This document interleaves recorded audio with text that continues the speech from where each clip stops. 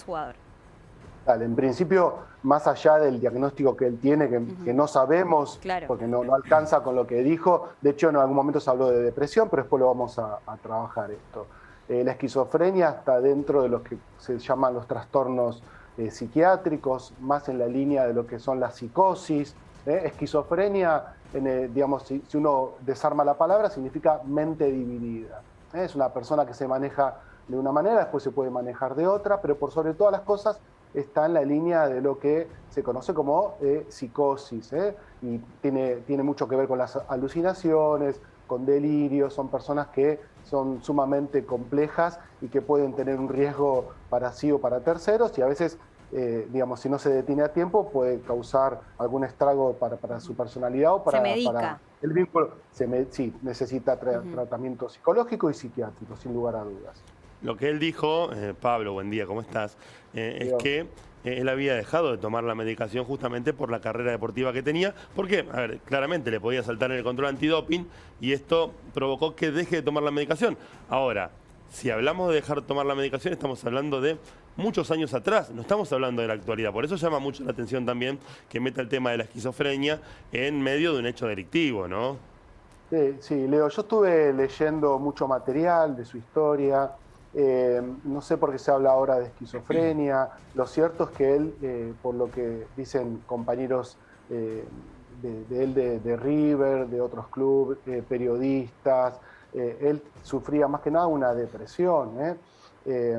Creo que es esto, también lo vimos cuando en algún momento hablamos lo de Santiago Morro García.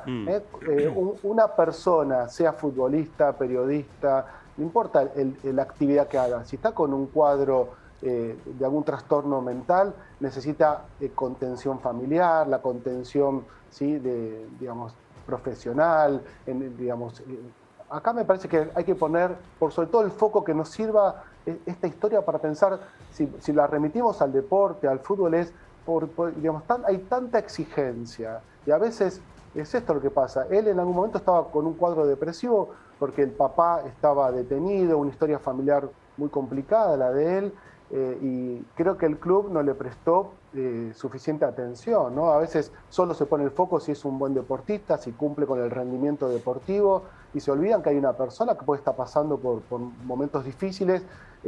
Hasta el mismo presidente dijo que si no se da cuenta, el presidente de River, ¿no?, si no se daba cuenta en ese momento que estaba jugando en River, iba a terminar siendo el jardinero.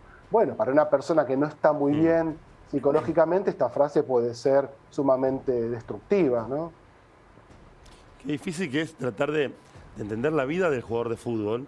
Primero porque generalmente vienen de sectores sociales, no siempre, pero yo te puedo decir un 60 o un 70% vienen de sectores sociales que vienen con muchas complicaciones, quizás una cuestión familiar que no es la ideal en cuanto a la contención, quizás entornos que tampoco ayudan a poder llevar adelante todo esto, excesos que venían dándose y que a la hora de llegar a ser profesionales, por todo el tema de cuestiones de antidoping y demás, tienen que dejarlos de lado. Y la exposición. Y la exposición y la plata con la que se encuentran, que es un montón y de golpe, que no saben cómo manejarlo, Pablo. Sí, en la historia del deporte hay muchísimos casos de deportistas que no pudieron, digamos, se me ocurre un texto de Freud. Freud tiene un texto maravilloso que se llama Los que fracasan al triunfar. ¿Qué quiere decir esto? Que llegan a un punto alto de alcanzar las metas y los objetivos, y después fracasan, no soportan, no se bancan ese éxito. ¿Por qué no se bancan ese éxito? Posiblemente por esto que vos señalabas, Leo, es decir, vienen de contextos de mucha vulnerabilidad, no se permiten superar a su entorno, y porque a veces, y por sobre todas las cosas, somos una unidad psicofísica y espiritual. Por más que tu cuerpo te acompañe y seas un excelente deportista, si tu mente no acompaña a ese cuerpo, ¿no? Si no tenés una tranquilidad mental, no tenés paz interior, si no entrenás, si no te cuidás internamente, puede ser que eso haga que no soportes y que te boicotees esa felicidad, te boicotees ese logro. Por eso hay que cuidar en todos los contextos cada vez.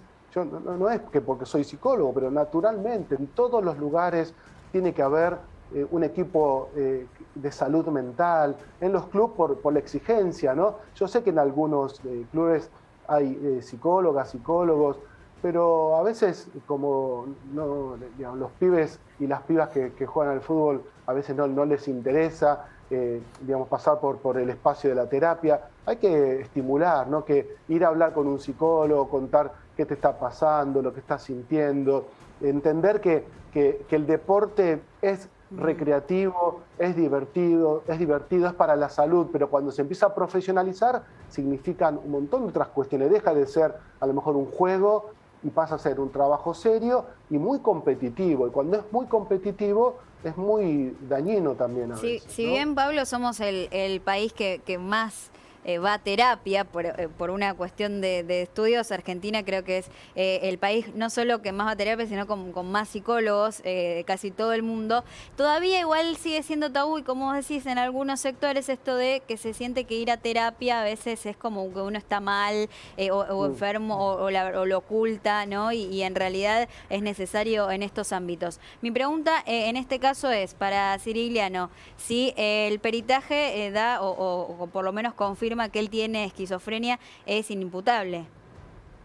Sí, igual, digamos, el delito que cometió, no sé si es para cárcel, hay que ver cuál es, digamos, yo no sé esto todavía cómo está la cuestión. Si él estaba con un arma, pero no lastimó a nadie, me parece que igual... Tenía tenencia. Digamos, Sí, pero una tentativa tentativa de robos, en realidad, por es eso, totalmente escarcelable. Sí, por eso, si es escarcelable, lo que necesita este muchacho es contención psicológica, psiquiátrica, revisar su historia, con esa, digamos, a mí me parece que lo central acá es que se escapó un gran jugador, alguien que decían que iba a ser el mejor jugador de River, como una suerte de Mascherano, Sí. termina en una situación dramática, digamos, en situación Claro, la de carátula posible... es tentativa de robo calificado por el uso de arma de fuego, portación ilegal de arma de guerra y violación de domicilio. ¿Sabes qué? Pero digo, con esa también se podría haber suicidado. Está en un momento de límite este muchacho y necesita, más que judicializarlo, humanizarlo, contención de familiares, de amigos. Quedó muy solo y quedó en situación de mucha vulnerabilidad. Pablo, vos hablabas recién, yo trato de empezar a hacer memoria, digo, el nombre de Cirigliano me hacía mucho ruido, ¿por qué me hace tanto ruido el nombre de Cirigliano? Y con lo que dijiste recién, ahora se me despierta nuevamente un Cirigliano que tenía proyección de selección nacional, creo que hasta llegó a integrar la selección nacional, que se hablaba que era el reemplazante natural de Mascherano en la selección, que así lo estaba haciendo en River, y llamó mucho la atención en su momento cuando River lo vende, porque él va a un club menor a jugar. Con la proyección que tenía, va a jugar a Europa, pero va a un club menor. Le llamó mucho la atención esto, porque incluso provocaba que se termine perdiendo el mapa del fútbol, con lo importante que es estar en la primera escena para poder integrar la selección nacional, ¿no? Automáticamente dejó de estar en el ámbito de la selección, ¿sí? Y después desaparece. Y volvemos a tener noticias de él tantos años después con esto, lamentablemente, ¿no?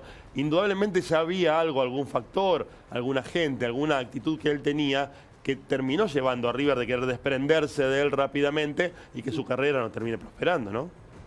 Y mira lo que decís vos, Leo, desprenderse de él, ¿no? Como si fuera una cosa, ¿no? Creo que debe ser muy difícil llegar ahí arriba, llegar a River, ser nombrado como el posible nuevo Mascherano, y de pronto quedar por fuera de tu equipo, con ironías, y lo más importante acá es, digamos, que se olvidó, se piensa en la casaca, se piensa en el equipo, y no se piensa en la persona, ¿no? Pasó también con Morro García, ¿no? El jugador de 30 años que el año pasado se suicidó. Sí. Hay muchos jugadores, muchos deportistas que quedan muy dañados cuando pierden ese lugar de referencia, porque hay que estar a la altura, ¿no? Debe ser muy para el ego jugar en River, jugar en Boca, jugar ser nombrado como el nuevo Messi, el nuevo Maradona, el nuevo Mascherano. Te ponen todo un montón de una carga que si después no sabes trabajar con eso. Por eso es importante que en todo deporte de alta competitividad haya psicólogos que hablen no solamente con cada uno de los jugadores, de las jugadoras, sino a nivel grupal, que expliquen esta importancia que tiene de cuidar la salud mental. No alcanza con ser un buen deportista en el plano físico, si no acompaña la mente estamos escindidos. Ahí está la esquizofrenia, ¿no? El cuerpo no va por un lado y la mente va por otro lado. Somos una unidad y esa unidad hay que cuidarla siempre. Pablo Melicchio, muchísimas gracias como siempre por atendernos y por también evacuar algunas dudas que tenemos con respecto a casos resonantes como por ejemplo el de Ciriliano. Muchísimas gracias. No, que estén muy bien.